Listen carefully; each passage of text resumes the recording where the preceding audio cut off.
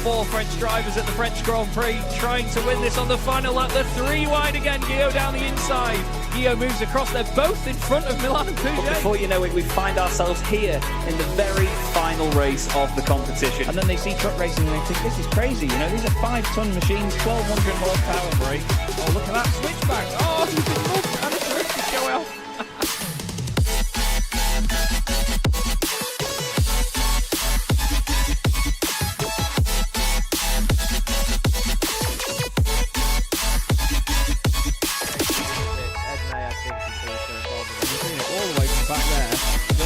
Ben Gregory now, I love it. 10.5 minutes gone. Senna Anderson tries to go for the race lead.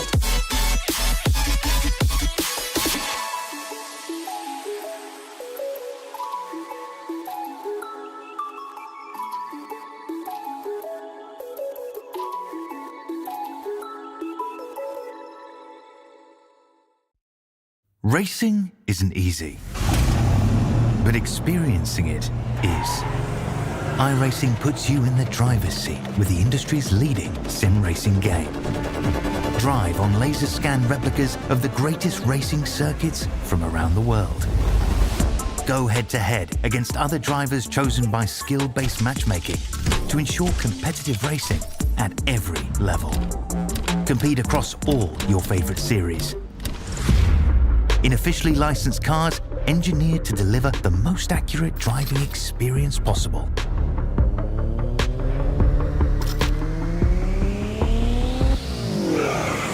Join a race or host your own with players from across the globe. Race against the computer or in a league with friends.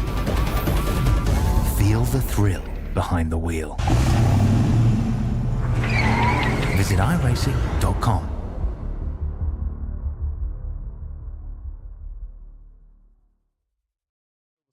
Finish. I think Dennis Melchett has done enough to win the last round of the championship and to win the title all in one fell swoop. It's a great boring car championship. Things are never chilled here. Honestly, the cars may be a bit dull, but wow, the racing certainly isn't. Fastest lap of the race now, Ben Lambert. Look at Andy Potts coming through the middle. It makes a little bit of contact. Dave Waldock is around and he's off on the grass. Brayfield tries to go right round the outside of Druids. You do not do that and get away with it very often. Takes the win in round 12. There's contact again. Fraser Smith and Dennis Melchett are off the circuit.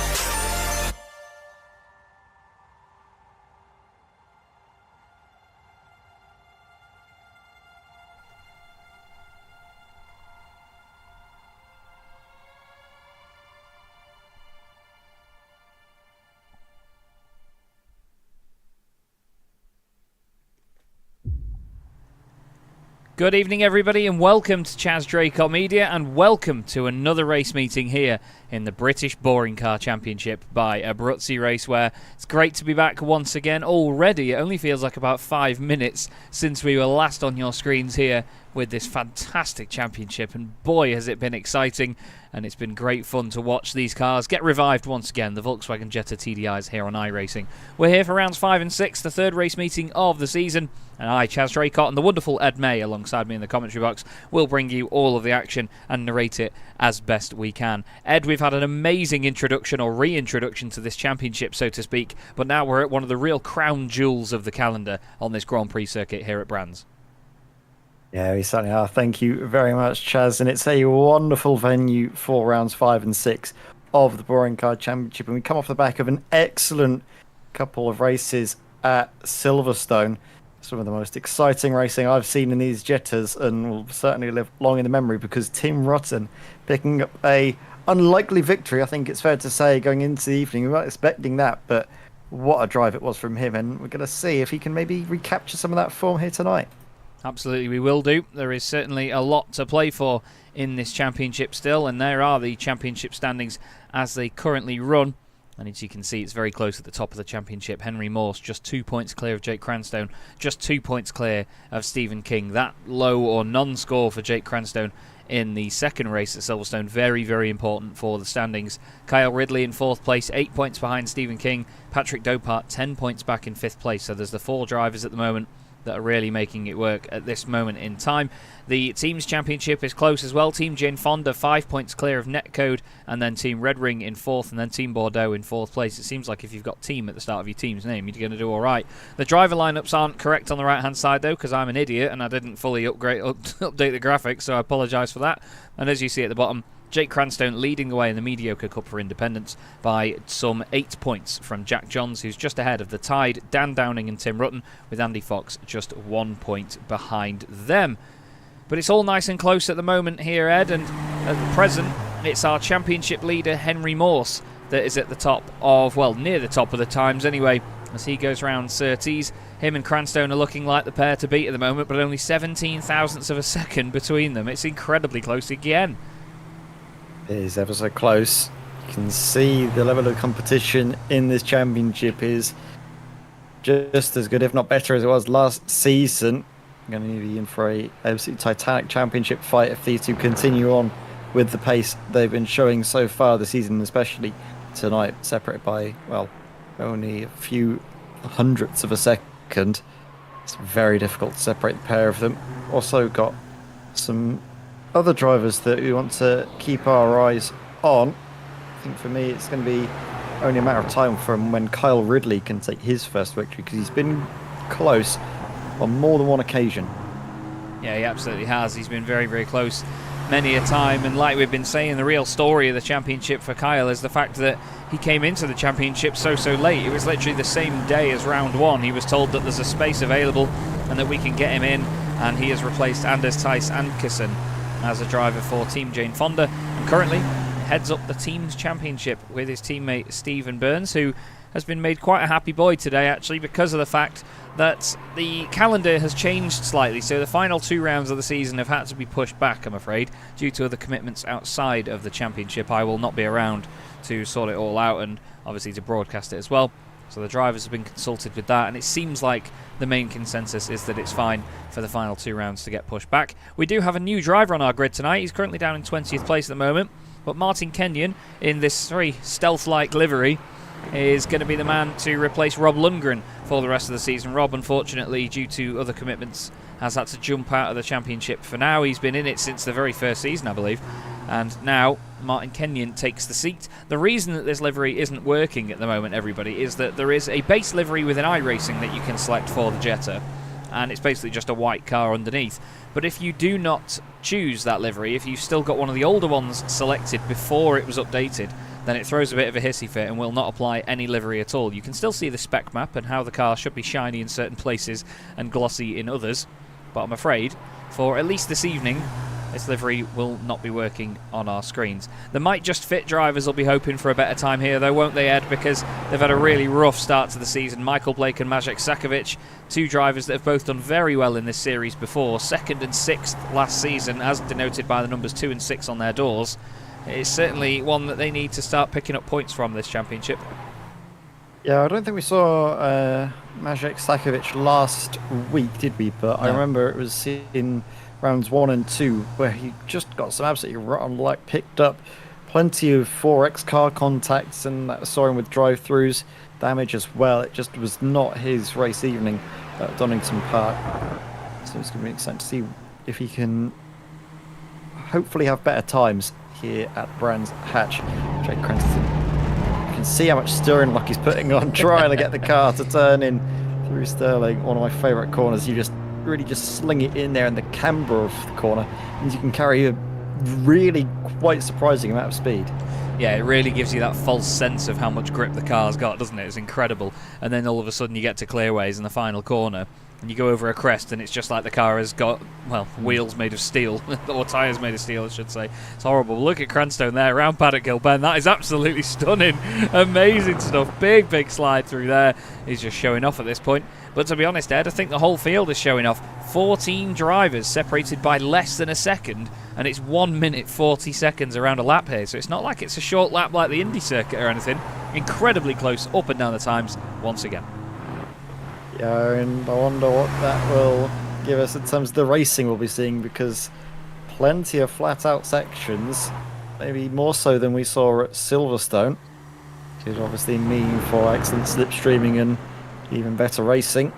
some cheeky moves possibly being made into corners like Hawthorns potentially. You can maybe see a few drivers trying to hang it around the outside and maybe sling it up the inside if there's a space. Same as well into Paddock Hill Bend. That's going to be a real action zone, I think. Yeah, there's certainly going to be some key legs of this circuit, let's say. And I think Druids is going to be a heavy breaking point for a lot. We're going to see some sends down the inside. Drivers need to be very careful through here, though. Graham Hill Bend, very, very tough part of the circuit. We look here at Jack Johns, the racing line, the man himself. He's currently 9th in the championship, tied with Dan Downing, fellow independent. But in the actual independent standings, Jack is 4 points ahead. That shows you just how interestingly the Independents Championship can work separately to the overall Drivers' Championship. They are scored separately and on a completely different point system as well. So even if an independent like Jake Cranstone wins the race outright and another independent finishes 11th, they're still second in that category. So they only score 2 points less in the independent standings. So it will be very, very close all the way through the entire season. It's time for qualifying though, and the cars will now head out onto the circuit and listen to them all diesel rattling and whistling away with their turbochargers as they make their way onto the track. It's a great sight, a very busy pit lane exit. There's the two Dodge MOT entries, one of which being driven by John Roberts and the other being driven by Simon Price. Simon just making his way out of the pits, and that there is John Roberts, who's going to be one of the last cars out onto the circuit. Martin Kenyon has not made it out yet. I think he might have gone away to go and sort the livery issue out, or the potential livery issue out. Hopefully it'll get working at some point, but no worries if not, because at least we know what the fix is. Thank you very much to Stuart Clark for pointing that out. I think Tim Rutten is one of the first cars on track here, Ed. I think he is the first car, much like he was in the second race at Silverstone as well. He'll be happy for us to keep reminding everybody of the fact that he took a race win last time out.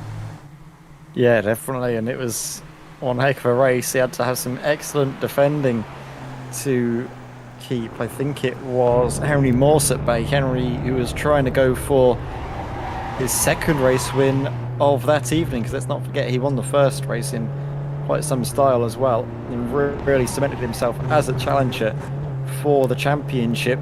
Both him and Jake Cranston looking incredibly formidable out there. So it's going to be exciting to see how this qualifying session goes, because let's not forget the past two qualifying sessions we have seen drivers really go quite hard in the first 5 or so minutes. Then there's a bit of a lull. Then at Donington Park, no drivers really improved. But at Silverstone, we did see a flow of activity right at the end of the session. So maybe we'll see that here tonight. It was just a flurry of drivers all going off the circuit together. Tom Minot, Magic Sakovic and Luke Austin heavy into the wall actually on the exit of, where would that have been? That was Westfield, wasn't it? Westfield, yeah. As they go out of there. I noticed right through Dingledell. Yeah, I noticed a bunch of them went off, and that was quite a big one, to say the least, for Luke Austin. He's had to go back to the pits. Derek Robb is now off on the exit of Paddock Hill Bend. But this is the thing that we do see actually quite a lot with this car, isn't it, Ed? It's very easy to push it too hard as Luke Austin again goes off the road into Druids. It gives you a massive false sense of security, this car, that you've got all this grip in the world because of how well it sometimes goes around corners. But it's really easy to overstep the mark, isn't it, if you don't quite get it right. Yeah, it is a car that can almost be quite deceptive in how forgiving it is, because it's front wheel drive and you think, oh, it's easy to drive, but it's one of those cars that to really get those extra few tenths out, it takes a real deal of finesse, I think, and it's something that drivers can easily overlook when they get first into the cockpit of the Jetters. Another thing to mention as well, in this qualifying session, unlike most on iRacing, where if you start a lap, you can finish it, here, because it's a heat race, you don't have that luxury. So essentially when that timer ticks down to 0, that is it. No more time to get one across the board. So the drivers are really pressed for time here. You can also see just by the length of the lap that we're going to get to nearly 11 minutes remaining in the session, 4 minutes gone, and no drivers have set a time. Tim Rutten will be the first, and in behind him, who is that that's going to be coming over the line as well? Dan Downing. Fastest by 0.6 of a second over Waldock, and then Cranstone and then Morse both putting decent times on the board as well to move themselves up there. Tom Minot goes bottom at the moment in 8th place. Kyle Ridley slots up there into 6th position for for the time being. Who else is up there right now? Michael Elliott goes 9th fastest with a 42.173. Kenyan's about to cross the line. His first qualifying lap here in the British Boring Car Championship by Abruzzi Racewear. A big shout as well, by the way, to our championship sponsors, Abruzzi Racewear, and then Sim Stickers and Sim Racing Magazine as well, for their continued support and faith in the championship and in my branding and what I do. Kenyan does a 142.689. He's asked in the YouTube chat, how do you go quickly? And Andy Fox, who isn't here for this race meeting, but hope you're having a fantastic time away, Andy. Hope you're doing well.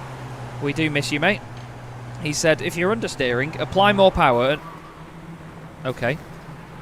Tim Rutten there, losing it on the grass.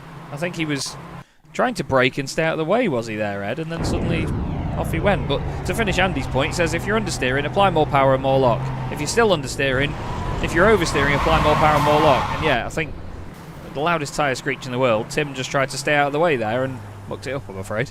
Yeah, I think you had contact there with Dave Waldock as well. It might have been a 0x. It didn't look to have affected him, but that will obviously invalidate Dave's attempt at pole position, and comes into the pits actually as a result. He could have picked up damage from that, you know. Could have affected the suspension or something. He carried on and then took it into the pits. Jake Cranston did have a purple sector in there, but there was no other sectors that were any faster, so came into the pits. Does not improve. Stays fastest though. Barry Moss as well, struggling to get pace in the second lap. A few drivers improving. Maciek Slakovic is one of them, up into 9th place.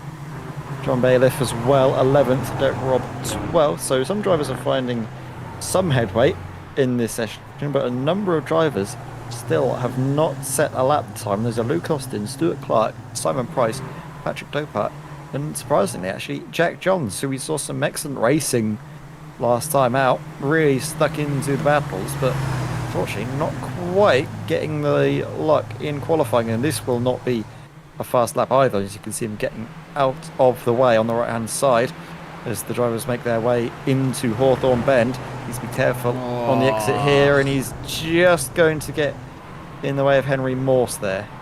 Yeah, I don't think he was intending to. I mean, he was slowing down on the right-hand side, and then he wanted to try and get round the corner as quickly as possible to make sure he didn't hold anybody up, but it was Henry Morse and then Stephen King just behind that as well that unfortunately got held up. Stephen King is currently car 4, P4, and it's the two independents in the Arena International colours, Jake Cranstone and Dan Downing, that are first and third, highest of the independents. Tim Rutten third in that fight at the moment. They're denoted by the little blue stripes next to their name on the left-hand side of your screens. Luke Austin is one of those independents as well, car number 14. Patrick Dopart about to cross the line and hopefully for his sake actually get a time on the board this time round, and there he does. 6th place for Patrick in car number 23. It is interesting to see Bailiff that far down actually. I'm not sure if he's got a bit of damage on that car on the left rear. It doesn't look quite the right shape, but he's also not got his teammate here, Sam Van Olst, not here for this round. He's too busy playing Rust this evening by the look of it to race with us.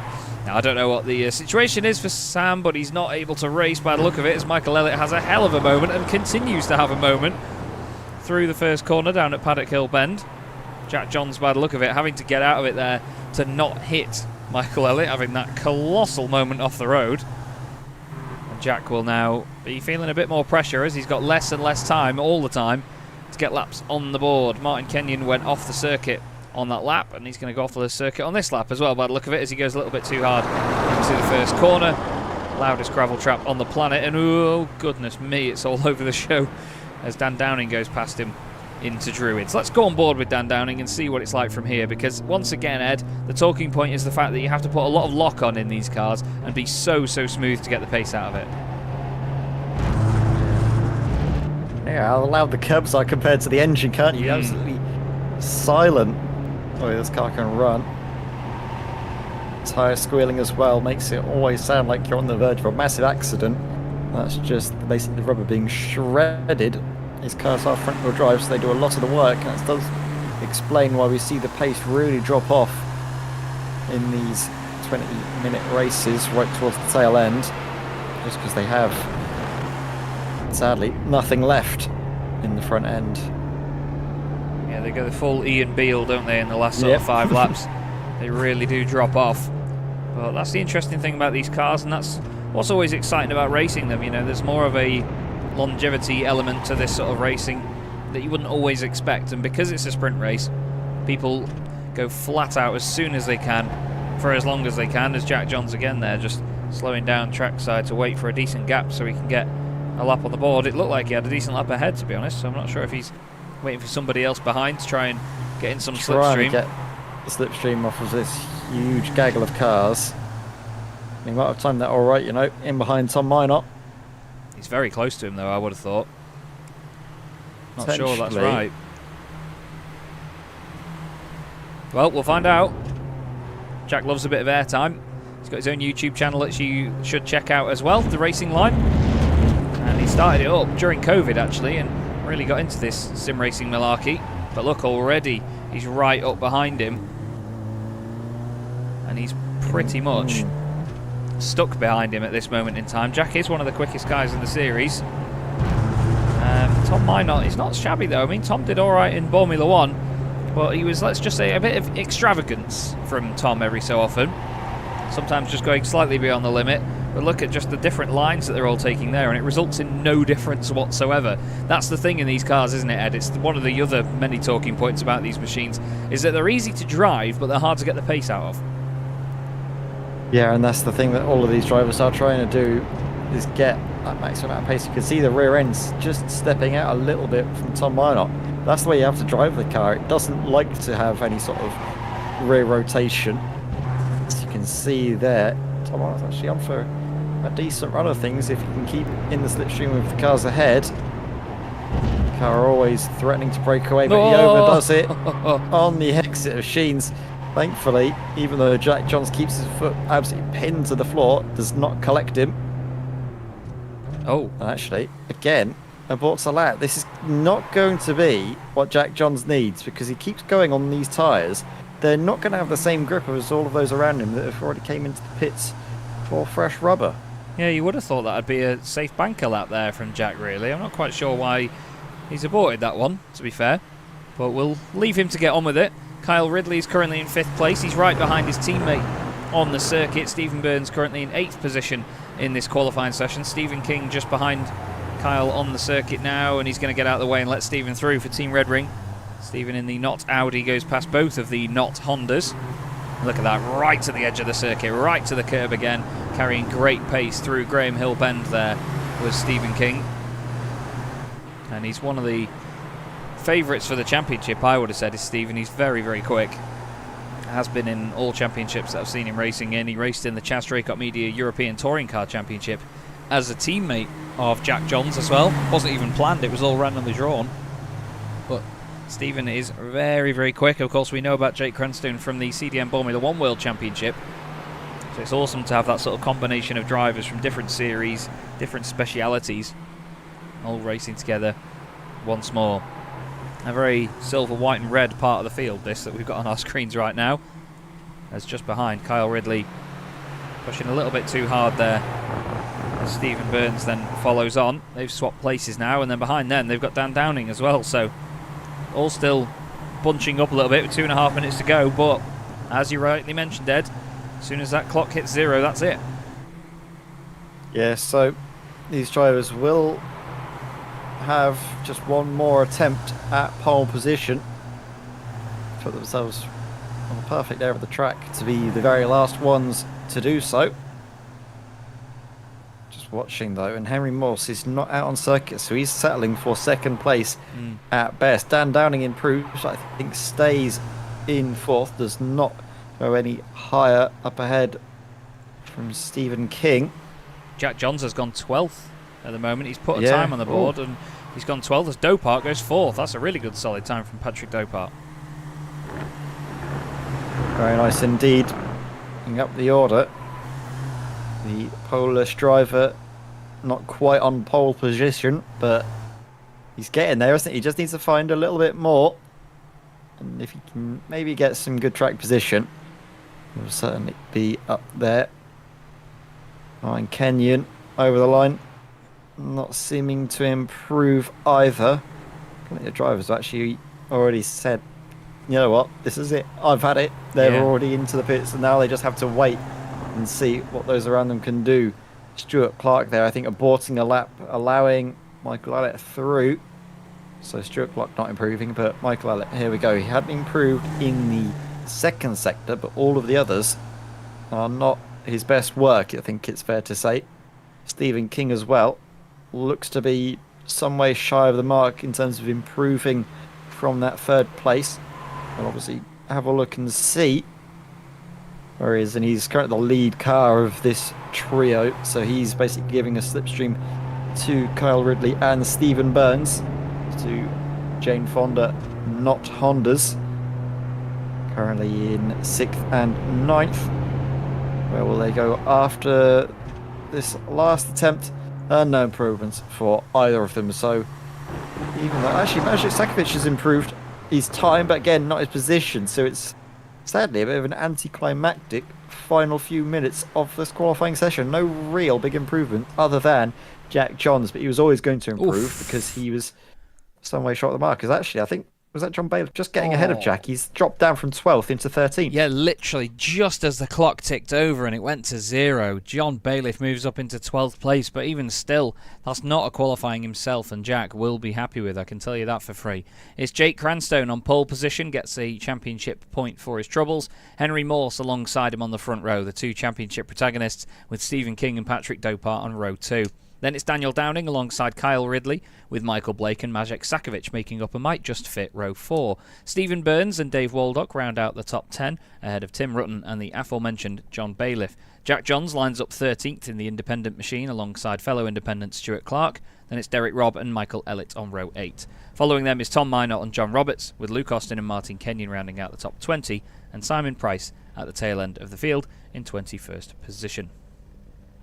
So yet again, Ed, Jake Cranstone on pole, just needs to defend it to take the win, but he's got Henry Morse and Stephen King and Patrick Dopart and Daniel Downing and Kyle Ridley in behind, and that's just the top 6. This is going to be a feisty one, isn't it? It really is. Anyway, he's certainly one to be very excited for. Jake Cranston, a driver who has taken the most wins so far. Obviously, we've only had 4 races, but he's had a 50% conversion rate, and maybe he'll be able to carry on that fine run of form as we get ready to start the 5th round of the British Touring Car Championship. We absolutely do. Round 5 gets underway, and it's a miserable start from Stephen King. Bad look of it. Car bogs down. Jake Cranstone gets a great launch away. Stephen King loses 2 places already. Dan Downing's one of the cars that's gone around the outside of him. Kyle Ridley's in there. There's contact side by side with King and Downing. The two of them rub each other up towards Druids. Maciej Sakovic has had a poor start as well. He's lost 4 places, but what's the argy-bargy looking like into here? Any shenanigans further down the order? No, it actually looks quite tidy at this point. Martin Kenyon's had a really good getaway as well in the completely blank livery in the middle of the field. Sounds like some argy-bargy further down, maybe. I think it was Tim Rutten going in a bit deep, and John Bailiff's gone way off the road. I think he was involved in all of that. Puts the lock on, flies back onto the road, just in front of Stuart Clark, and then Derek Robb in there. He's side by side with Michael Elliott as well. 2 drivers that have raced in the championship previously. Looked a bit scary there between Dave Waldock and others, but still, look at this, Ed. Daniel Downing and Stephen King still side by side while the top 3 break away. Look at all of these Chetters, 2 by 2. Noah's arcing their way in towards Hawthorne Bend. And it is Daniel Downing that can stay ahead of Stephen King, who has had a really torrid start and was trying to make up for it in that little battle, but sadly, no dice as Jack Johns up the inside of Maciej Sakovic, who's had a really bad start to his race. I'm not sure what's happened. Maybe he's just had a bad getaway or was just always forced on the outside line, but he's just having the entire world go by. He manages to get it sorted in towards Sterling's, but there's contact up ahead. I think that's Dave Waldock and Tim Rutten coming to blows. And there's a big incident there. That's Michael Elliott off into the wall, and he collects. Oh, there, that's Simon Price. Price into the bridge, Elliott off big time. Not quite sure who else went off with him, but that was a colossal accident there. I'm pretty sure he was holding the brakes, but the car just does not stop at all. This is way back down to the start, so my apologies for that. This is what happened with Michael Elliott then. I'm not sure who was involved in that. He's got Derek Robb behind him. There's a bit of contact in front, which was Rutten and Waldock, as Robb is just hooks him on the left rear, doesn't he? The right rear, I should say. And he's on the brakes, he's turning left, and then the car just rolls back. Simon Price getting absolutely slaughtered there by that one. That is a real shame. Michael Elliott, well, it's 2 different sides of the coin, isn't it, for Team Netcode? They've got Michael Elliott now right at the back of the field, but Henry Morse, championship leader, fighting over the lead with Jake Cranstone and Patrick Dopart. They've got 1.5 seconds over the cars behind as well. Yeah, that incident we saw with Michael Elliott holding the brakes, that's just down to the ABS. It does not like it when you are basically full depression of the brake pedal. It essentially does not do anything. We saw that a lot at Silverstone with drivers just braking a little bit too late and too hard, and the car just almost straight lines it. So it was a shame, sadly. Simon Price got caught up in that incident, and it was, like you say, just the cars getting hooked together. Derek Robb was not deliberately trying to have an incident with Michael Elliott. It's just Michael Elliott misjudged where the overlap was as he moved over to the right-hand side of the circuit on the exit of this corner here. Sterling's, as they are side by side. Ooh, and that's Oh, slow down. Ooh, maybe was that a slowdown? Was that him trying to go for a move with? No, Tim Rutten passed him, so I think Dave's had a slowdown. Either that or he's hit the incident limit already, because he was in the middle of the pack, and to be honest, I think he had a lot of contact in many places. There was certainly a lot of argy-bargy in that opening lap, as Stuart Clark decides that going through the middle is the best bet. He goes through between the middle of Maciej Sakovic and Dave Waldock, moves over to the left-hand side, tries to go around the outside into Paddock Hill Bend, 2x2 through there. Very careful not to make contact, and Tom Minot has made contact, and off goes Dave Waldock. Well, Minot, I said before, didn't I? Extravagance is certainly the word with Minot's driving, and he certainly proved it again there. There's a bit of extravagance back here as well, as Waldock has now found himself with ex-teammate, I think, Derek Robb, as Derek's going to find the barriers if he's not careful. He comes across the front of Martin Kenyon a little bit. They're all going to go sideways and around, and Kenyon and Roberts off onto the grass in true touring car style. Big spin for both of them. What on earth was going on there, boys? I have no idea. I mean, Dave Waldock was just pushed from pillar to post there, and he was involved in this incident just a little bit, but it was more between John Roberts and Derek Robb. I don't think it was actually John Roberts, was it? It was Martin Kenyon and Derek Robb, potentially. We'll have a look here. Whoa. John just all the way around the outside, tries to make it work, and then gets a great view of, well, they're coming together, I think it's fair to say. Oof.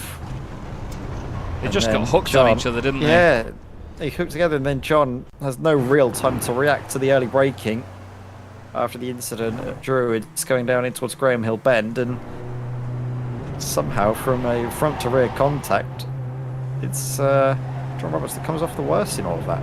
Yeah, I think it was more just the fact that when that right rear got onto the grass, that was it, and it went straight around on him. I did actually speak to a bunch of the drivers after the last race meeting regarding the incident points, because for those of you that don't know, in iRacing, if you have, say, a little excursion outside of track limits, you'll get what is known as a 1 times incident point, or a 1x as we call it. Sometimes with light contact you can get 0x's as we call them, so you get nothing, but it does just inform you that you've had contact. If you have something like that with a wall on a qualifying lap, then it still counts as having an incident point and invalidates said lap. If you make car-to-car contact, it can be anything from 1 or 2 to even 4 for both of you. So you need to be very careful, because the incident limit in this race is 20. Each race is 20 incident points, and just 15 of them will get you a drive-through penalty. So drivers can only have maybe 3 bits of contact with one another, and a couple of sort of track limits excursions, let's say. Excursions, if I can get the word right. And that'll be that. And then you'll be in for a drive-through penalty, and you'll be getting a big slap on the wrist. And then just a little bit more antics after that, and you'll be disqualified by the simulator on the spot. I asked the drivers if that was too harsh, because in previous seasons it seemed like it was. We saw a lot of people getting drive-throughs, but at the end of the day, the drivers' verdict on it was, look, they know what they need to drive to, they know what the standards should be, and they, at the end of the day, they know what the incident limits are, so they should drive like they know that. So if they do get drive-throughs and penalties and all sorts, at the end of the day, it is on the drivers, but obviously I don't want to detract from the fun that people could have by making it so low and so strict. But this is one of those championships that is strict in that way. We don't do penalties, protests and all sorts here. We have just straight up driving, and if drivers get penalties and drive-throughs and whatever else, so be it. Absolutely, couldn't have put it better myself. Like, you know, the drivers, they know what the score is. Yeah, they sign up knowing what the score is, don't they? Yeah, exactly. They signed up for the championship with that beared in mind, but the score out in front is still Cranston ahead of Morse. And they're trying to break away from Patrick Dopart, but he's actually caught up a little bit. Was there potentially some battling in towards Paddock Hill Bend, because he was a little bit further back than these pictures now show us. Might have been a little cheeky move by Henry Morse, trying to get the better of Jake Cranston. these three have broken away, I think it's fully now, from Dan Downing. In fourth place, Stephen King, after the poor start that he's had, has really not had the pace to get back up there, which is a shame because he could have been a shout for race victory here tonight. Kyle Ridley as well, sitting there in 6th place for Team Jane Fonda on his time. Obviously for the team's championship, good haul of points going their way with the 6th and 7th finish as it stands. Both himself and Stephen Burns there up into the points, so that might affect how they approach the remainder of this race. Speaking of the remainder of this race, and also looking forward to the second race of the evening, that all-important 10th place, that reverse grid pole position, is currently being held by, well, it was Jack Johns, now it's Tim Rutten, but they're coming to blows. They're fighting very hard over it. Tim Rutten's been barged out of the way there, and up into that position now is John Bailiff. He absolutely is. Sakovic has got Rutten to his right, then Minot to his further right, backs out of that one, decides against it. Rutten goes back over to the left. Sakovic says, right, I'll have you down the inside, then puts the Might Just Fit machine down there. Very ironically, it might just fit down the inside into the final corner. Let's have a quick look, shall we, at that overtake by Jack Johns on Tim Rutten. This was out of Westfield. I think Tim runs a little bit wider and Jack just gets the run, gets his nose down the inside, just takes that shorter line, cuts right across to the white line, gets to the apex, and there's just not enough room for two cars through there usually, and Tim tries to squeeze him to the apex, but unfortunately it doesn't pay off for him, and Jack makes up another place. He's the biggest mover in the field so far. No, he's not actually. Tom Minot has gained 5 places from 17th on the grid to 12th, but you only get points in the top 10 in this series. It is very harsh. Like I say, it's a strict championship. Only points go to the top 10 as, again, Tim Rutten trying to squeeze drivers to the apex. He's really not one to give up positions easily, is he, Ed? No, he isn't, and he's going to have a little bit of slipstream assistance as they go down Pilgrim's Drop. And Mashek Sakovic can't stay with him, slots in behind into 14th place. And that battle for 10th place is all important because it does, like I mentioned earlier, decide who is on pole for race 2. Again, Tim Rutten pushing too hard, running wide. He's got a little bit of damage there on the side of the car. It's actually the side of the car that was not involved in the contact between himself and Jack Johns. He's gone, well, exit stage left from our picture there, and that was a very scary moment at that sort of speed when you're coming off at a fair rate and not into sheens into the grass and gravel. So it's fortunate to not get collected. It's scary for the car behind as well, not knowing how you're going to come back onto the circuit and whether you are going to suddenly gain a load of grip and then lose it or not. It's a pretty terrifying sight whether you're in front or behind that. But Stuart Clark, well, he's got a terrifying sight in front and behind as well, because he's got John Bailiff and Jack Johns fighting away just over that 9th and 10th scrap, which could be reverse grid pole as we've mentioned. But behind him as well, he's got Tom Minot, who also wants to be involved in said scrap. A moment ago, I was just about to focus on this and say that Bailiff and Johns were moving away, but they're really not now. Stuart Clark has closed back in and eyes up some championship points here. And a potential, as Martin Kenyon has gone off the circuit again, comes back on the exit of Paddock Hill Bend. It's his first race meeting in the car, and I think pre-season testing was his first time driving the car as well, actually, so he's getting reacquainted with it now. Not having the easiest of race meetings, but it's never easy to just jump back in. He actually only found out today that he was going to be racing in the championship again. But right now, well, Jake Cranstone's doing what he does best, really. He's just holding on, isn't he? And I think, rightly so, Henry Morse isn't forcing the issue too much, is he, at this moment in time, Ed? He's just also following on. He's happy to sit in second for now and see what happens at the end of the race. Yeah, I think Henry's aware that if he fights Jake Cranston and the move is not made, then he could easily lose out to Patrick Dopart in behind, and realises that it's best if he just plays the game and sits in behind, works with Jake Cranston rather than against him. All while they're doing this, it gives more and more room in behind Patrick Dopart down to Dan Downing and Stephen King. If those three do start to battle in the lead of the race, well, it is 2 seconds. That can easily come down in the space of half a lap around here because of how hard you have to defend and how much time you can lose defending a position around here. Bit of a coming together there. Was that between Dave Waldock and Luke Austin? Well, Tim Rutten actually just going down the inside of Dave. I think Dave was trying to make an overtaking manoeuvre, actually. He tried to tuck back in behind him They'll just clip the left rear of Tim Rutten's car. Hopefully that doesn't give either of them a drive-through penalty. It sounded like there was a bit more shenanigans up here as well. Tom Minot involved again here. Tom is certainly the not the centre of attention in this race, but he certainly gets a lot of physical attention from the other drivers. He's got Maciej Sakovic trying to make his way back through. Maciej's racecraft is just chef's kiss. It really is. He's such a wise racer, is Maciej. He knows when to get cutbacks on people, when to pick his battles, and exactly when to attack and when to defend. He's still side by side with Tom Minot though, just trying to make it work here. He did a track day recently up here near me at Alton Park, actually, in a Honda S2000 with my good friend Pete Harrod and team boss Dave Crozier, the legend that is Dave. I've not seen him on a virtual racing track in a long time, and I really hope to again soon. Really like Dave. He's a funny bloke, and Team Mad are a great bunch of guys. Maciej now sits back behind Tom into Westfield. Oh, I don't think he expected Tom to slow down that much, and there's contact between the two of them. It's getting to that point now, though, Ed, where it very could easily be drive-through penalties for people if they're not careful on these incidents. But they've certainly got the cuffs off now compared to the first round, haven't they? Flipping out, people are pushing. I think Tim Rutten's going to be close, especially with that 1X off the road, and especially, actually, this man that we're trying to watch as well, Dave Waldock, who's, I think, going to be very cautious. You can see not wanting to fight that position too hard, because if he gets one more 4X, that could be his race over. Both of those drivers out of the points, but of course, dropping back and finishing, say, 20th place, that will be where you'll be starting the second race, and it makes it all the more difficult to earn points at the second time of asking tonight.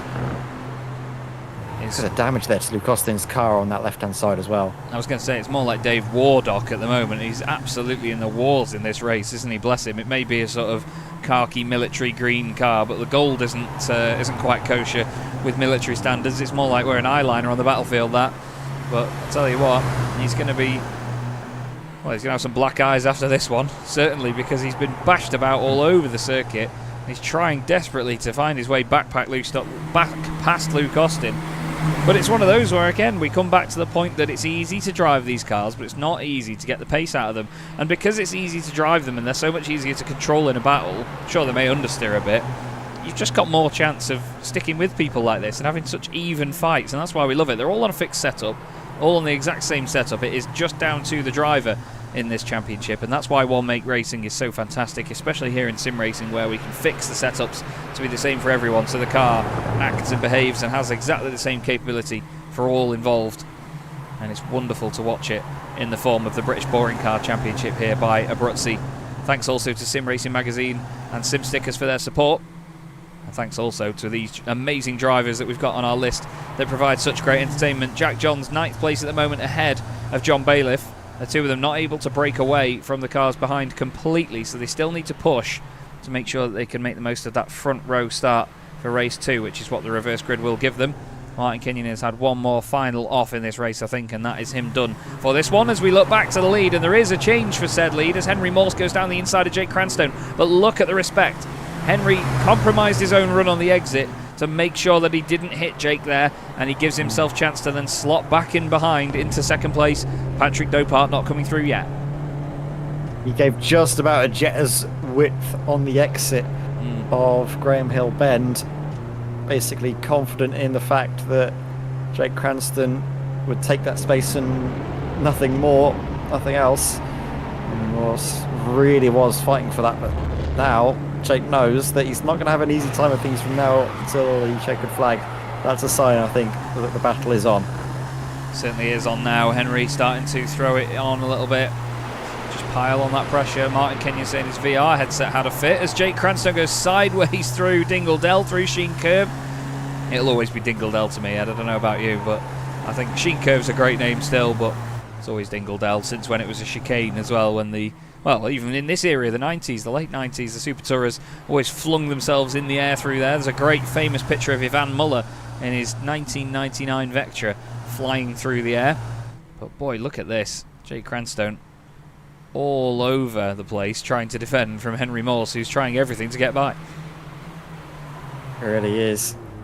You can look at it, parking it onto the apex, forcing Henry Morse to go all the way around the outside. Look at how close they get to contact there without actually touching one another. It's great respectful racing there. Looking for a slight switchback, but it's not going to come Jake Cranston just is parking it onto the apex and making life almost impossible for Henry Morse there, as Patrick Dopart has a great view of the battle. Currently on track for a podium, but you know he would love to take his first race victory of the season here and now.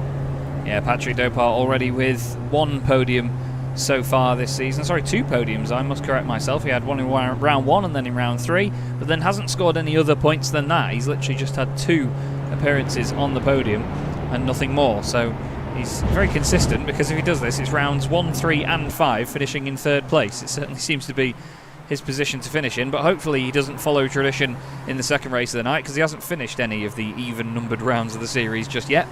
This is Kyle Ridley, who definitely hasn't been content with sitting in 6th place, but Stephen King has been doing just enough to stay in front of him. So too has Dan Downing. It's been a real stalemate at that part of the grid.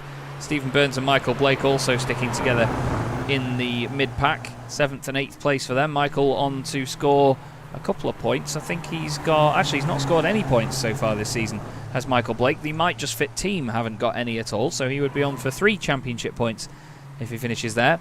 That'll be their first handful given to them. This is all still going on further down though, Ed, with 1 minute and 20 seconds left. We're going to be now onto the final lap of the race, but this sextet of cars, anything could happen. Absolutely anything.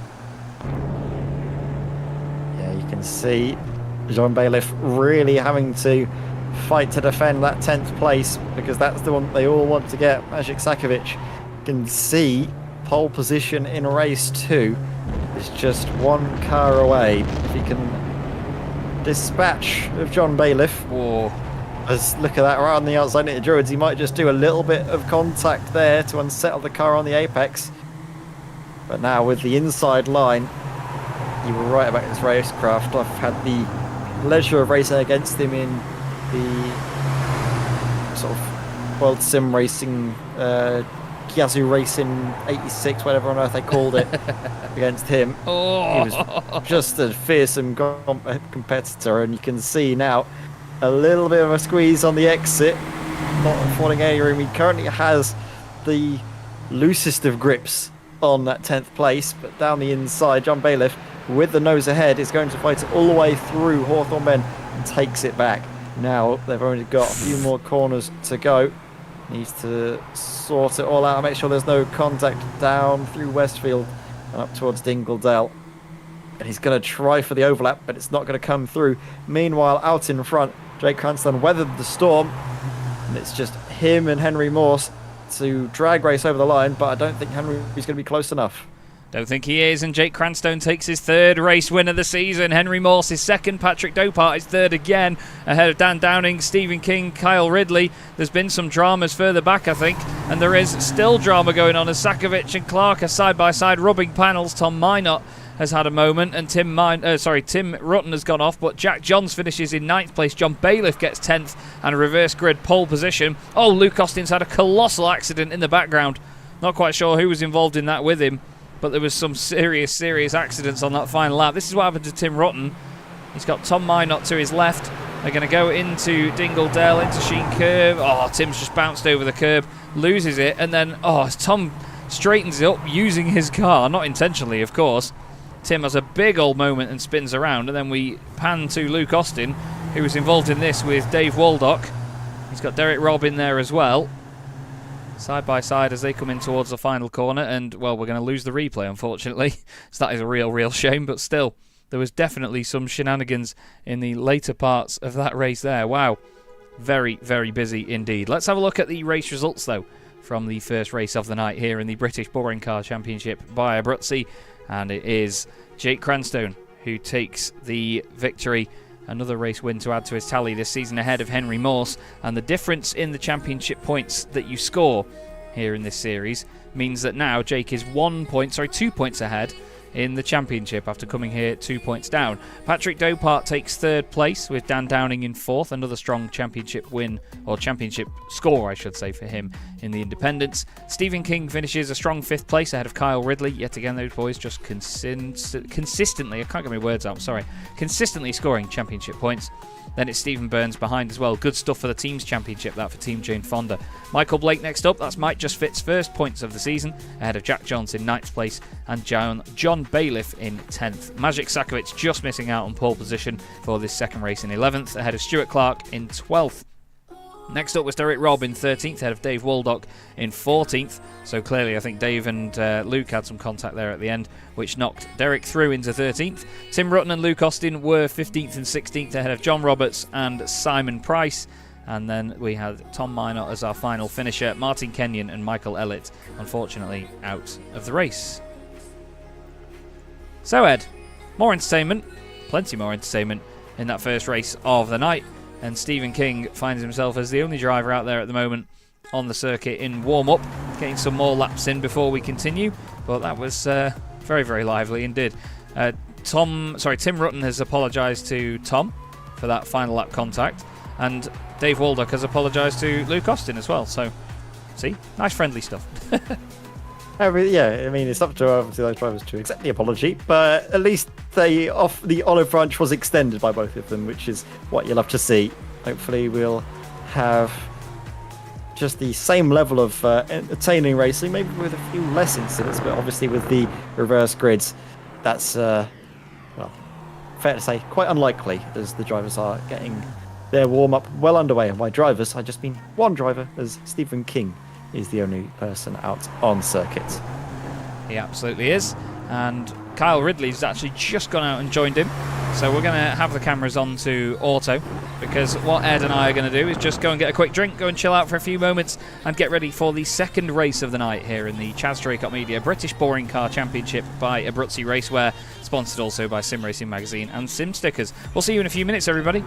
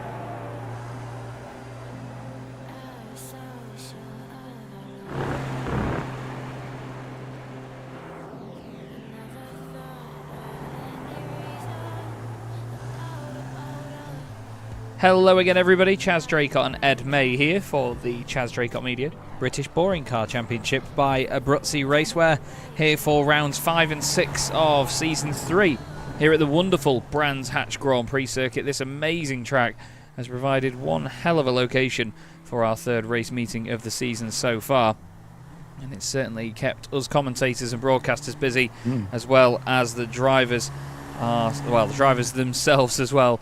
Ed, it's certainly been entertaining, mate, but once again we see ultimate defensive driving and great sort of concentration, cool, calm collectiveness from Jake Cranstoun. Yeah, we do. He comes out on top yet again. We've had, well, he's going to continue at least the 50% win rate for this season, taken 3 wins, and we're already, we're just about to get underway with the 6th, so that impressive stat will carry on going.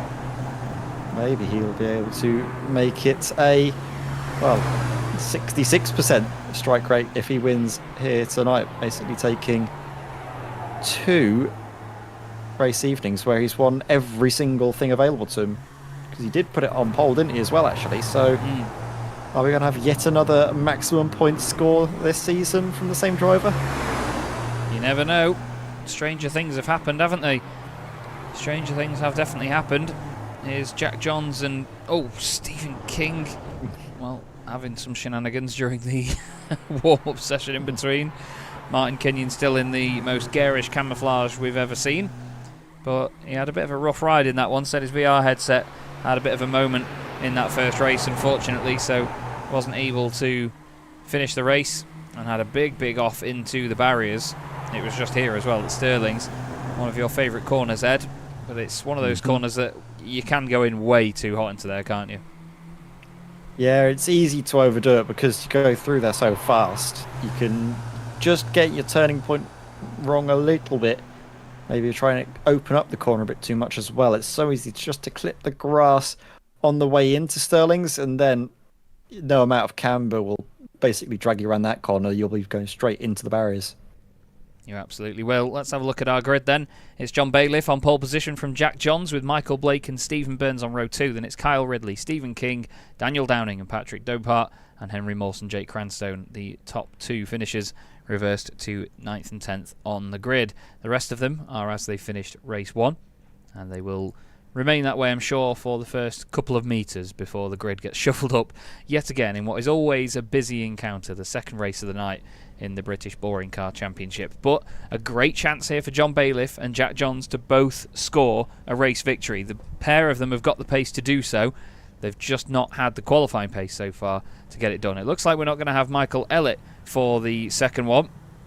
He's not feeling well here, so round 6 of the British Boring Car Championship by Abruzzi Racewear from Brands Hatch is underway now. There's smoke everywhere and the cars hop away off the line. Looks like a very even set of starts for the first couple of rows, actually. Looks again like Stephen King didn't have a great one. Derek Robbs lost a place, but John Bailiff holds the lead around turn 1, nice and tidy.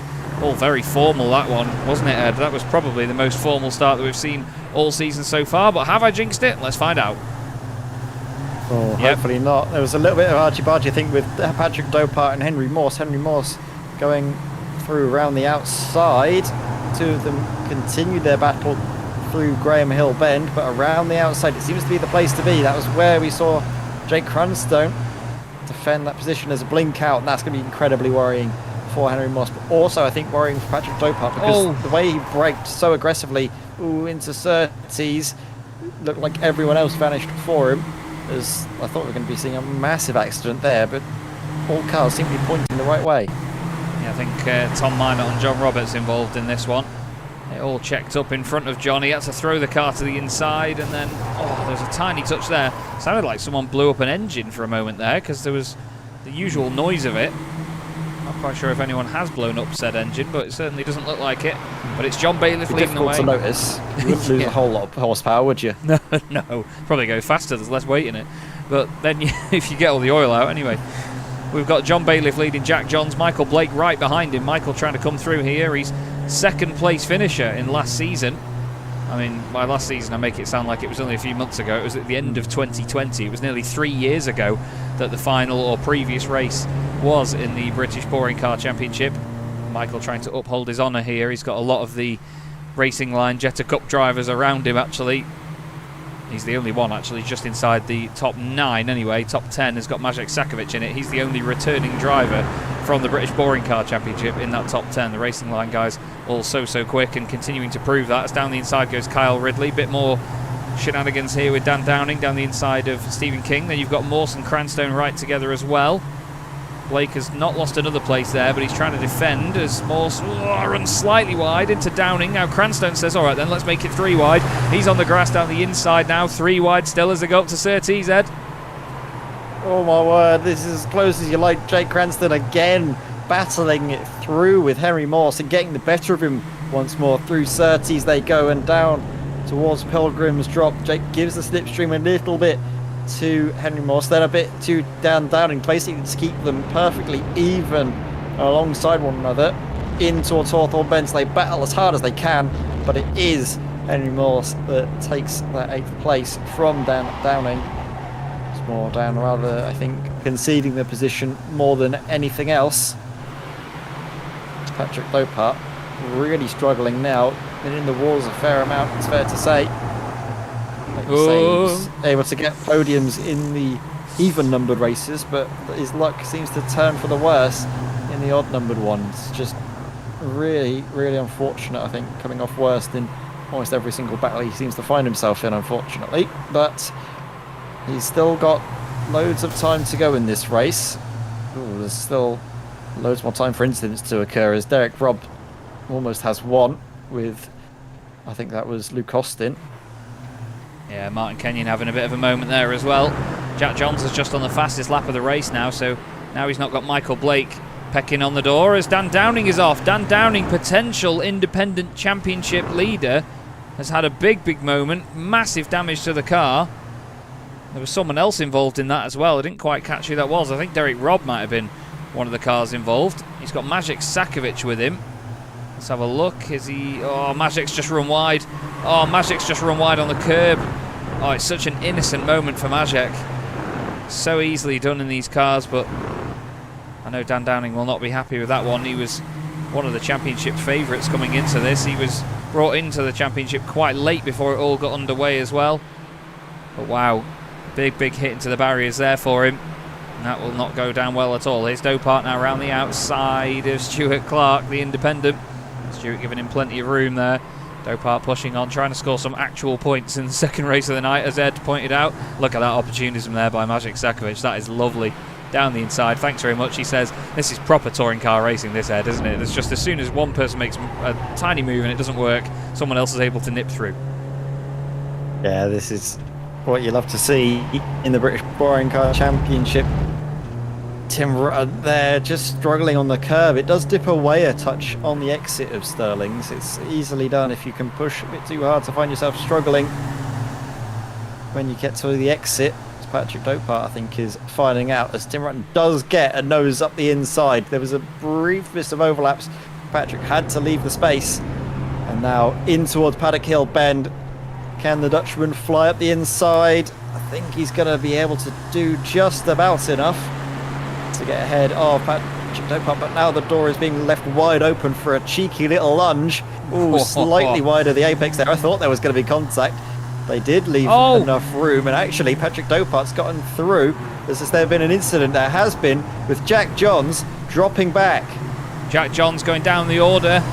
And who else was off with him? Kyle Ridley was the other car involved in that. Patrick Dopart now down the inside of Jack as they go up towards Surtees. Jack's got Tim Rutten right behind him now, and he'll know that he'll be fuming and trying his best to get further up the order off the back of that. Let's have a look then at what happened. He was going for the lead, was Jack Johns, actually. Got down the inside of John Bailiff. They're all together. Oh, Jack comes back over to the left, but there's humongous netcode. Colossal netcode involved there. Jack comes back over to the left-hand side. I'm not sure, but Kyle could have done much about that because he was so far away from him. Watch this. That is Australian netcode in full force, unfortunately. Oh, man. Kyle Ridley did not instigate any form of contact, but the sim thought otherwise, and there you can see it takes both of them out in one fell swoop. Stephen Burns up into second place as a result of that coming together. and he's just within range to close up to John Bailiff and hunt down his first race victory, as there's so much argy-bargy there, and I think Jack Johns has the drive-through penalty. He does. Only 7 minutes gone in the race. That just shows how intense it's been up in the front for him. I think that's more damage than anything else, to be fair. Tom Minor and Kyle Ridley, do you reckon? Yeah, I reckon that's damage. Kyle Ridley looks straight in, gets it repaired. Tom Minot is the one with the drive-through penalty. Jack Johns gets it repaired and straight back out. But there was a lot more shenanigans going on in the middle there as well with all of that lot. I'm not quite sure what they were playing at, but in the middle of the pack there was just absolute chaos kicking off. I'm just going to try and find the right point of it here. Look at all this here. Watch Derek Robb. So you've got John Roberts in there, Tim Rutten. Jack Johns has contact with Tim Rutten. Roberts into the back of Waldock. Robb slows it down. It doesn't look as chaotic from there, but there was just so many of them all going into one corner. And now Simon Price gets involved in this as well. Further up the order, where it's a little bit more calm, Henry Morse and Jake Cranstone. Well, they're just working their way through this field yet again, aren't they? Stephen King just in front, Michael Blake just ahead of them. John Bailiff's having a wonderful time. Nodaphone have actually always had a good time here at Brands Hatch. Other than, I mean, don't sort of remind Tom Jacobs, but Tom was leading comfortably in the early season of the championship and then just clipped the grass on the exit of clearways and put the car in the end of the pit wall for Nodaphone in the very first series. But Bailiff, not looking like he's doing any of that at the moment. He's just controlling this race. He's got 11 and a bit minutes to go. We're not even halfway yet. As, oh God, more chaos. Waldock now out, or off at least. Waldock again in the walls and needs to avoid these cars coming back through as heart and mouth moments. Flipping heck. Dave Waldock was playing with fire there, wasn't he? Absolutely. Martin Kenyon was involved in that, with all the guys catching up and coming back through. He's just gone off at turn one again, just a little bit too hot on the way in there. It's just hard to get the braking right in this car. It's one of those really strange machines that doesn't like to brake. That is Tim Rutten with him down the inside. These two had contact earlier on. Is Dave just going to clip the grass? He is, and around he goes. Very easy to do that. Tom Minot has then had a further off as well. Like I say, the extravagance of Tom's driving certainly finds him in all sorts of situations. Into the final corner. He's just going to go too hot on the exit here, watch. Just clips the grass and it's going to drag him wide. It's horrible, that is. Had that happen many a time. Martin Kenyon nearly follows him, but what they tell you what, he does well to keep it in a straight line, actually, doesn't he?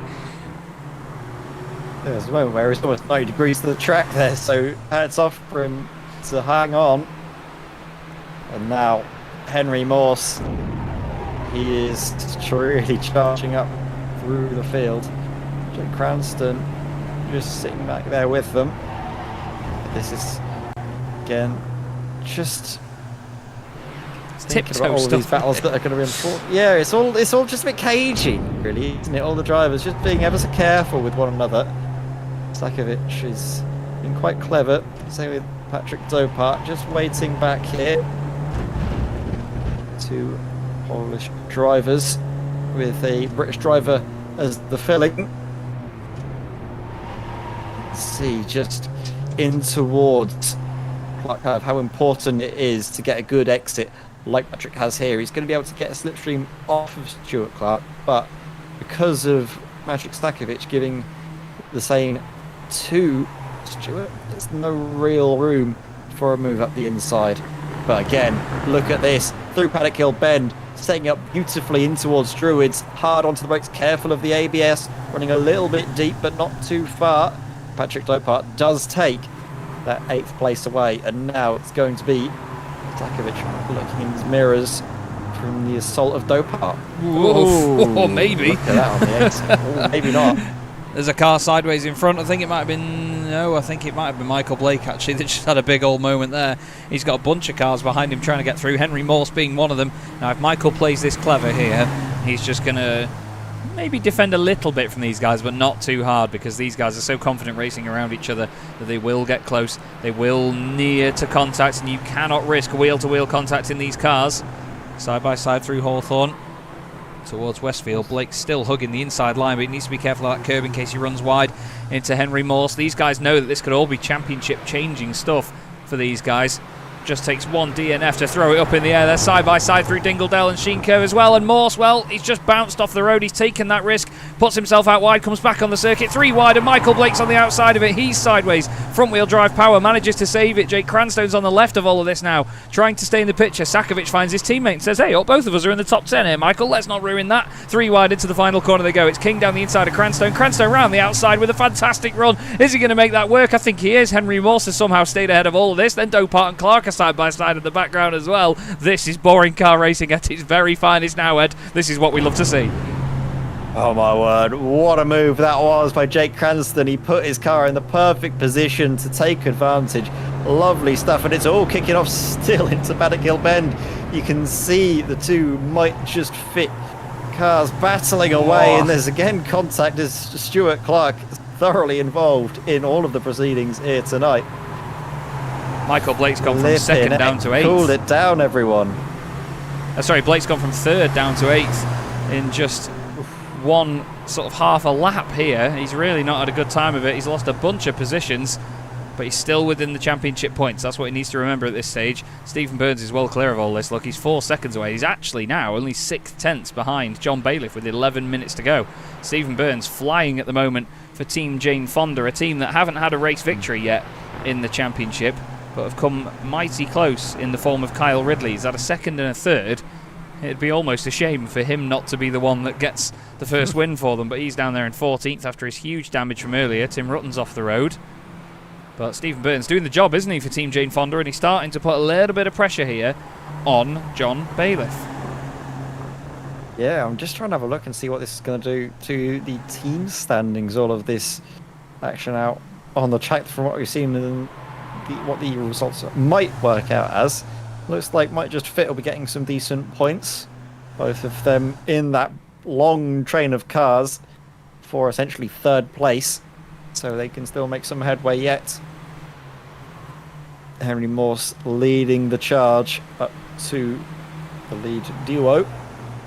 Jake Cranston sitting in there behind, and while Henry Morse was quicker than John Bailiff and Stephen Burns, it wasn't by a whole lot, you know, only a couple of tenths. So needs to get a bit more of a shift on, does Henry, otherwise he's going to find Jake Cranston might be giving him a bit of a hurry up. Yeah, he might just be giving him a bit of a prod and saying, come on, let's go. I mean, between 3rd and then 4th in these races, there is a 2-point gap, so they would be tied on points coming away from this round if this is how they finish as well. That's just amazing, isn't it? These two glued together throughout all of the championships so far, and they remain that way and will be tied on points. What about Stephen Burns and John Bailiff? Are they within the championship fight? They're not really, are they?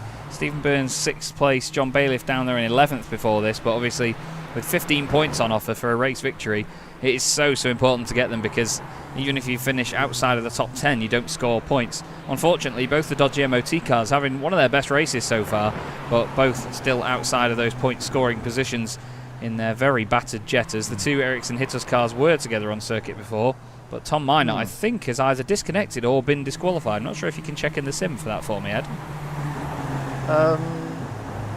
What is we looking for? Tom Minor. Tom Minor. Let's have a look and see. Check that. Dearie me, Chaz, what have you done? Christ, what have you done? I'm gonna quit. You talk about their best result. I mean, you had some terrible custom commentator yesterday as well, actually, in the ASM GT4 challenge. It seems to be moving away from me, going on a little bit of a summer holiday and visiting Chaz, the commentator's curse. John Roberts just overcooking it slightly up through Dell. But the points I was going to say, points are still not out of the question for dodgy MOT. Simon Price can see Tim Rutten and Derek Robb just up ahead by a little bit. So if you can get a bit more good fortune and maybe have those two battle or get involved in an incident, he's going to be right there with them for that all-important 10th place, that final point scoring position. And that's the important thing, is championship points. Points mean prizes, and tell this lot. Flipping out, Michael Blake, 9th place at the moment, watching all this go on. Oh, on his right-hand side there is Patrick Dopart. It was almost like Patrick didn't know he was there for a moment. That was very, very close indeed. It's still side by side further ahead. That's Stephen King down the inside of Maciej Sakovic. as they go into Hawthorne. There was a blink in and out by Patrick Dopart there. You could just hear him. You could even see him in the rear view mirror of Michael Blake. He's actually gone off as Patrick Dopart. I thought he went quiet. Goes off the road and back on again. But this is a great scrap inside the top 10. And this is the thing. These guys are in championship point scoring positions, which are very important in this series because there's so few of them. And they're really fighting. I mean, every championship point is so valuable that you can't give up once you get to 10th, can you? You can't just go through the entire season and score, what, a maximum of 16 points with 16 10th places. Or 18 10th places, I should say. No, don't do it, Simon! Simon! Okay. He didn't listen. I've given up. I've given up, Ed. I've just given up.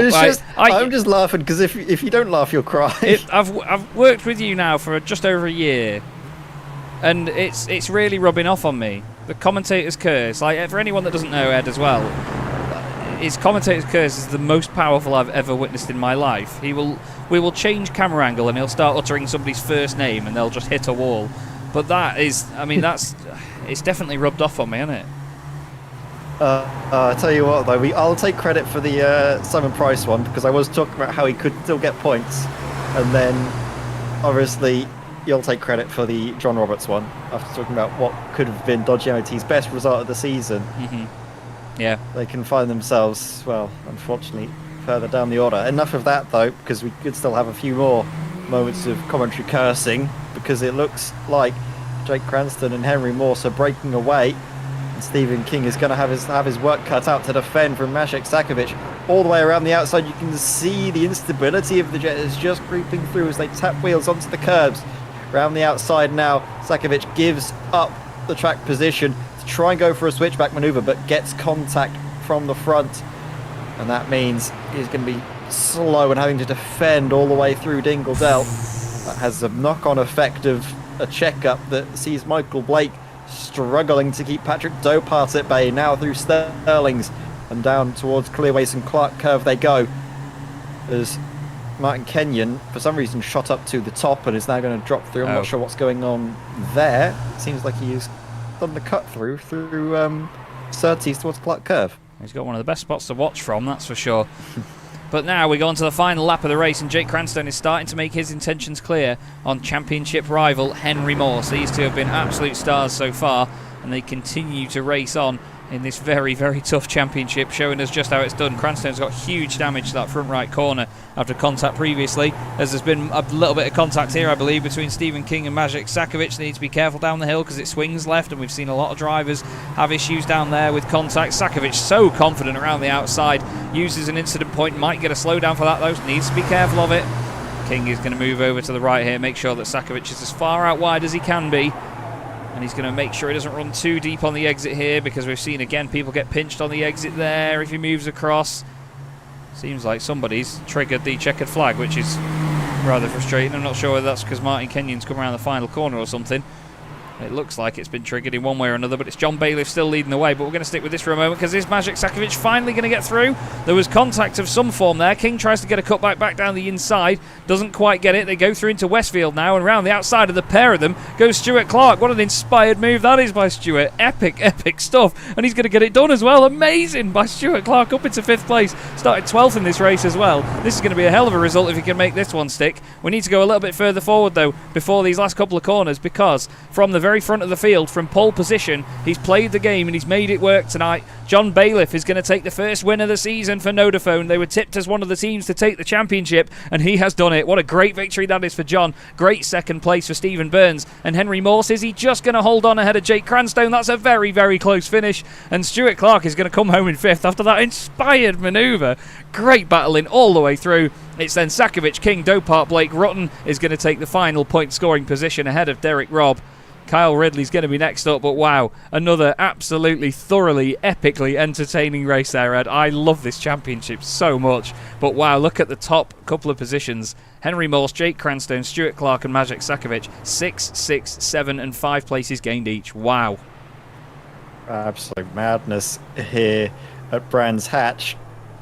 This has been a real race to remember. You can run out of superlatives though for that move that we saw at the very end of the race. With Stuart Clark, inspired, wasn't it, to take that decision all the way around the outside through Hawthorne into Westfield as well. so smart as John Bailiff brings out the Jetta party piece of reverse donuts. You can see the wheels not really turning or turning the wrong ways. I'm not looking. I'm not looking because it'll just give me motion sickness. I just know that it's doing it in the background. But he's a very deserving boy of that win, is John Bailiff. I've said that Nodaphone always go well here at Brands Hatch, and he's certainly proven the point. Let's have a look at the results, shall we? Let's get the right graphics up, shall we? Come on, Chaz. Oh, goodness me, I broke it. Oh, there you are. John's stuck in the bottom left now. Hey, he's broke it, everybody. There we go. Right. Results, please. John Bailiff wins, 0.6 of a second between himself and Stephen Burns. Stephen put up a great chase, but just wasn't able to get the job done in the end. Henry Morse finishes in 3rd place, and Jake Cranstone takes his 2nd independence win of the night, just ahead of Stuart Clark. What a drive that was as well. I'd love to speak to Stuart after that one. Started 12th on the grid, made his way not just inside the top 10, but up to 5th place as well, with 2 places gained very bravely on the final lap. Maciej Sakovic finishes in 6th place after a really hard-fought run, ahead of Stephen King and Patrick Dopart. Michael Blake finishes in 9th position, so double points for Might Just Fit. Really not sure why Spotify does that. Sorry everybody, it's just stopped because my microphone is transmitting for 30 seconds permanently, so I'll break it up. Michael Blake 9th, Tim Rutten 10th.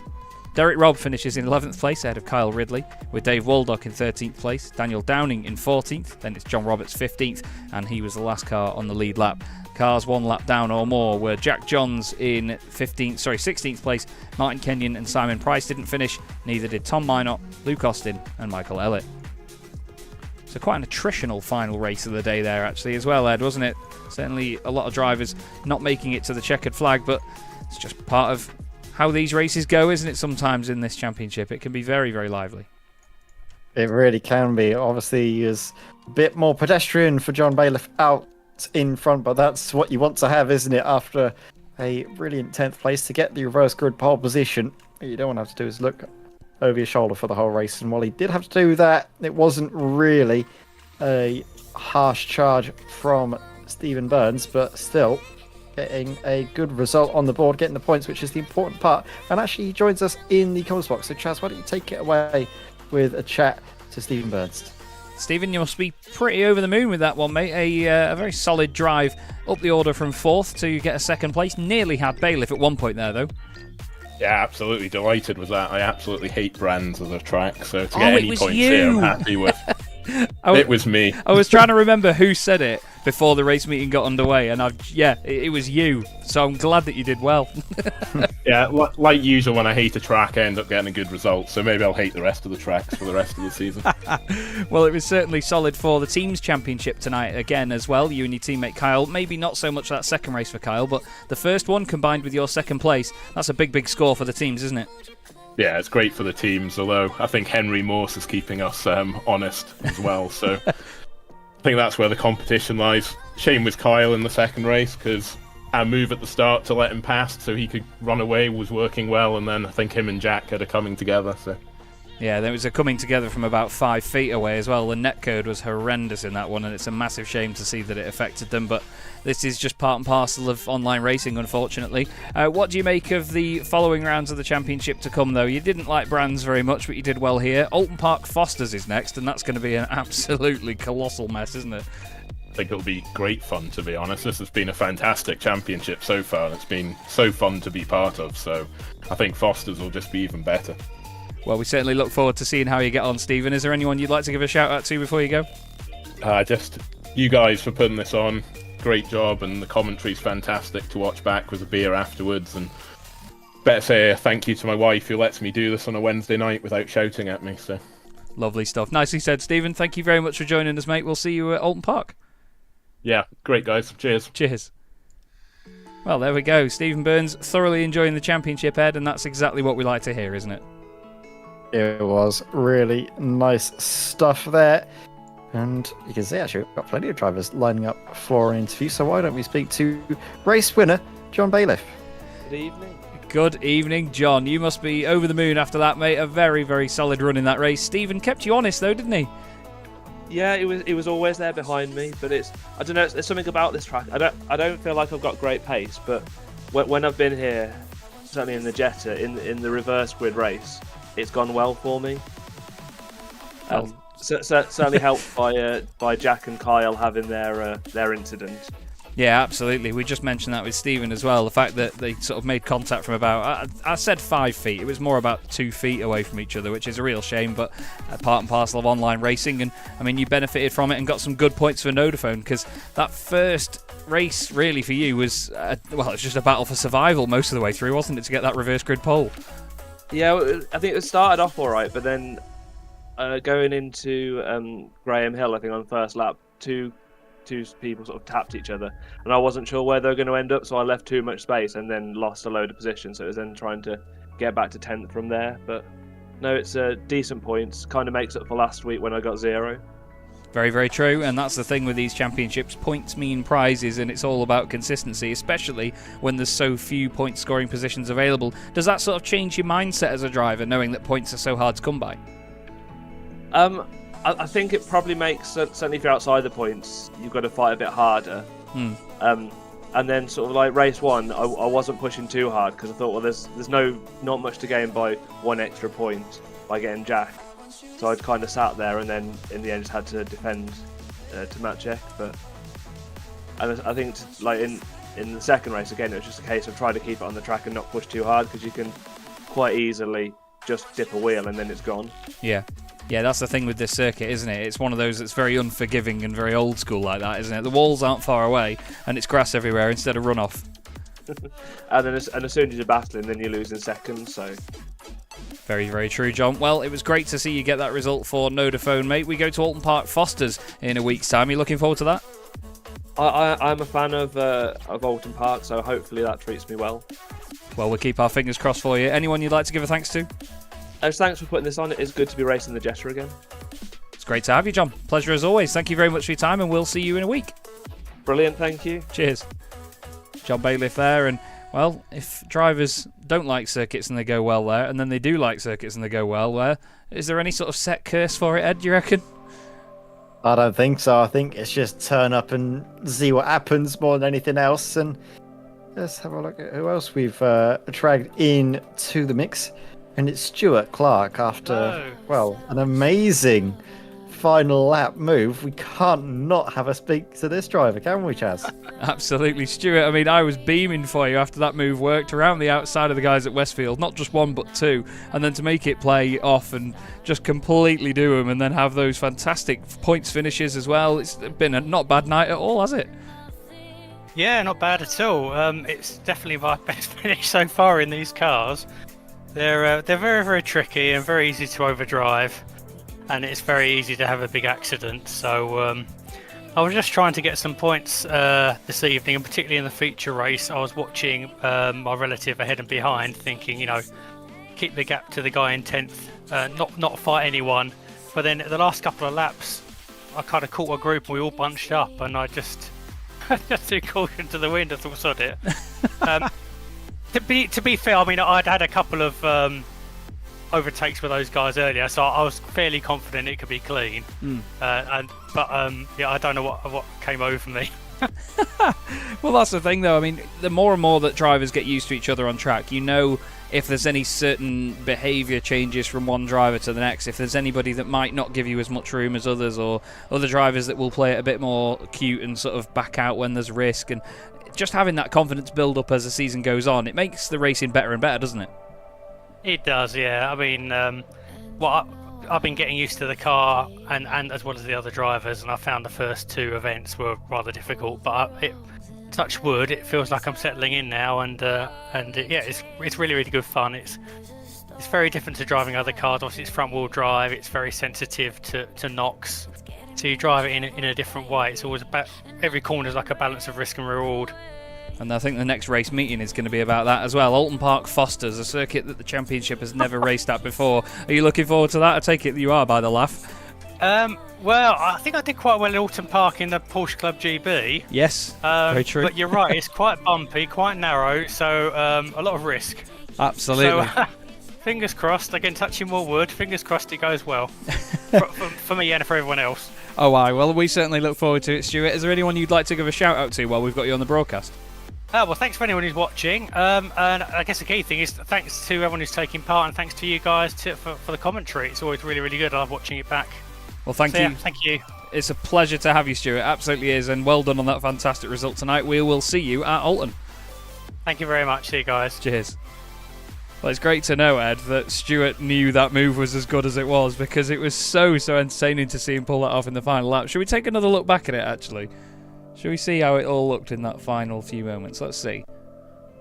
Let's have a look and see. My replay seems to have bugged at the moment, so I can't quite see it. My apologies. Well, we've got Stuart now just watching Majek and King rub each other up the wrong way. He just gets a fantastic run on the exit of Hawthorne. He was not held up at all. And then around Westfield, great respect by Majek. I think they were close to the incident point limit there, and they knew that they had to back out of it. And then going up to Dingledale, Majek didn't want to fight it, and Stuart just took advantage of that, made his way through that 5-car scrap, very calm and collected, and then eventually would go on to take 5th position in the race.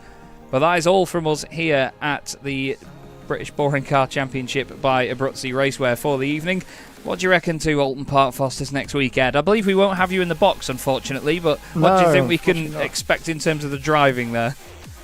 Well, it's a very narrow circuit, isn't it? So there might be a few more incidents, and I mean, here was certainly spicy, so I have no idea what we'll be in for, but hopefully I'll be able to get a watch of it either after the time or live on the train. We'll see how the signal is for me. But watch, yes, I will be off travelling when the broadcast is scheduled for, so sadly I can't make it.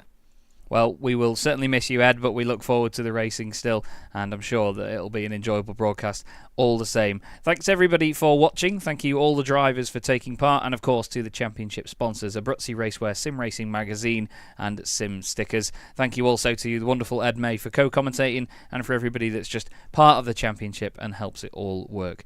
That's all here, though, from Brands Hatch. As you've heard, we'll be back in a week's time at Alton Park for rounds 7 and 8 of the British Boring Car Championship by Abruzzi. But until then, have a good evening, everybody, and we'll see you soon.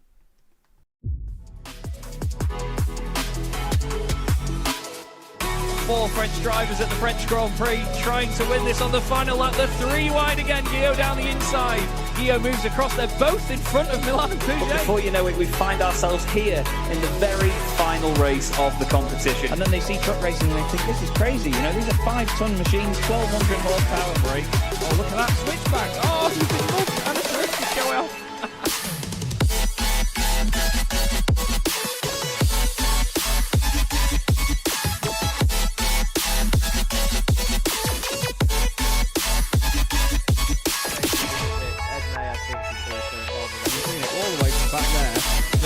Ben Gregory now, I love it. 16.5 minutes gone. Senna Lanson tries to go for the race lead.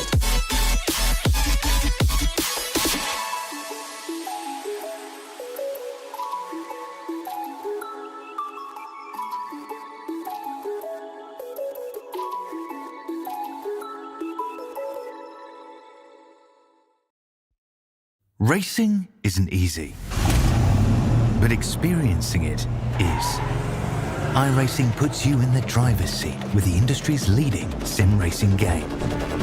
Drive on laser scan replicas of the greatest racing circuits from around the world. Go head to head against other drivers chosen by skill-based matchmaking to ensure competitive racing at every level. Compete across all your favorite series. In officially licensed cars, engineered to deliver the most accurate driving experience possible.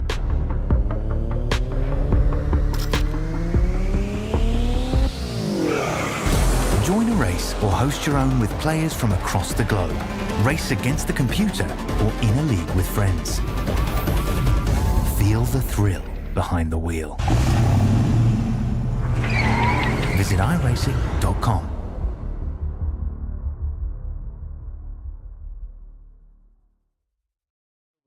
Finish. I think Dennis Melchett has done enough to win the last round of the championship and to win the title all in one fell swoop. It's the British Boring Car Championship. Things are never chilled here. Honestly, the cars may be a bit dull, but wow, the racing certainly isn't. Fastest lap of the race now, Ben Lambert. Look at Andy Fox coming through the middle. He makes a little bit of contact. Dave Waldock is around and he's off on the grass. Rayfield tries to go right round the outside of Druids. You do not do that and get away with it very often. Takes the win in round 12. contact again. Fraser Smith and Dennis Melchett are off the circuit.